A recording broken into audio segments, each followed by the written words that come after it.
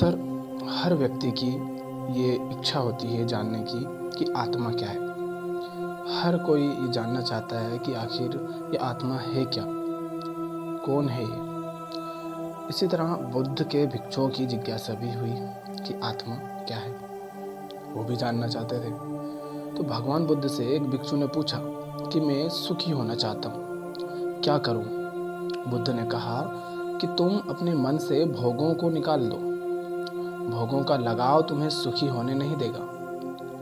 भोगों से मित्रता मत करो, उनकी मित्रता तुमको नरक की ओर ले जाएगी। संसार के भोग चोर के समान हैं। ये चोर तुम्हारी आयु को धीरे धीरे नष्ट करते रहेंगे। अपने मन से स्वार्थ की भावना को बिल्कुल निकाल दो। ऐसा करने से तुम्हारे मन में सम्यक ज्ञान उत्पन्न होगा। उस ज्ञान के सहारे तुम धीरे धीरे वैराग्य को प्राप्त कर लोगे। वैराग्य सर्व सुखों का खजाना है।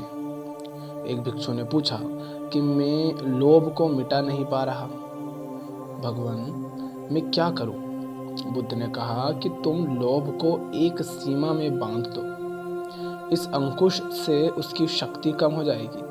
अगर लोभ से सावधान नहीं होगे तो जीवन दुखों से भर जाएगा। लोभ एक प्रकार का फटा हुआ थैला है, उसको जितना भी भरोगे वह भर नहीं पाएगा। लोभ एक प्रकार का नशा है।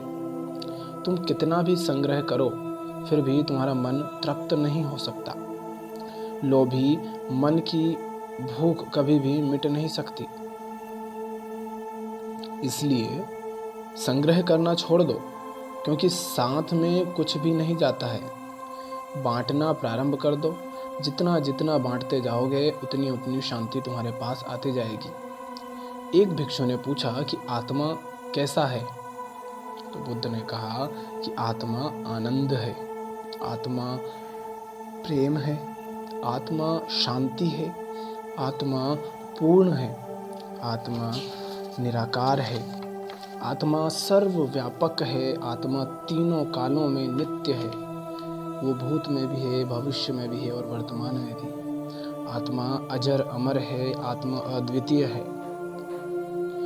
आत्मा पुरातन है, अर्थात पुराने से भी पुराना होते हुए नए से भी नया है। आत्मा स्त्री पुरुष और पशु पक्षी आदि सब जीवों में समाया हुआ है। वह सबका चेतन और सबका साक्षी है। आत्मा सबका दृष्टा है। आत्मा सब जीवों में विद्यमान है। वह सब जीवों का जन्म और मृत्यु भी देखता है, शरीर का बचपन, यौवन और बुढ़ापा भी देखता है। आत्मा स्वयं प्रकाश है, उसको किसी अन्य प्रकाश की जरूरत नहीं है। आत्मा निरंजन है, जिसमें नाम मात्र का भी मेल नहीं है। आत्मा विकारों से रहित है। आत्मा अविनाशी है और वह जन्म मरण से रहित है। वह शाश्वत है, अर्थात सदा है। आत्मा ना तो किसी को मारता है और ना ही किसी के द्वारा मारा जाती है। आत्मा को शस्त्र नहीं काट सकते, इसको आग नहीं जला सकती, इसको पानी नहीं डुबो सकता और वायु नहीं सुखा सकती। आत्मा सनातन है, अर्थात वह सदा रहने वाला अनादि है।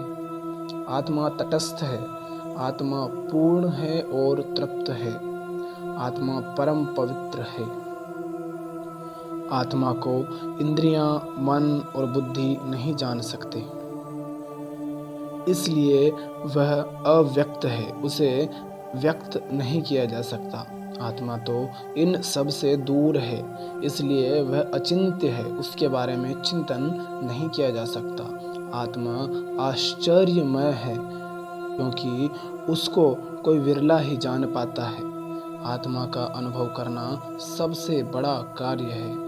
आत्मा अवध्य है, उसका वध नहीं किया जा सकता, क्योंकि उसका कभी भी किसी भी साधन से कोई भी नाश नहीं कर सकता। आत्मा सदा भरपूर और पूर्ण है। उसका जो अनुभव कर लेता है वह आनंद को प्राप्त कर लेता है।